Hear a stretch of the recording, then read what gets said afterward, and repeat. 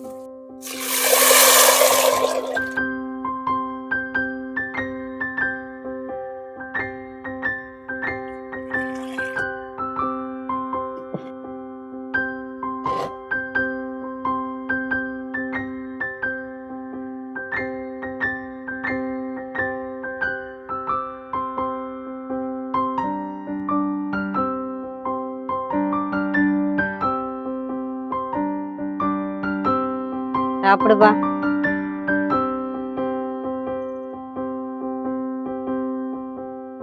சுடும். சூப்பரா இருக்குமா? சூப்பரா இருக்கப்பா. இந்த வெயிலுக்கு கீரை போட்டு சாப்பிடுறதா அவ்வளவுதான் நல்லது உடம்புக்கு.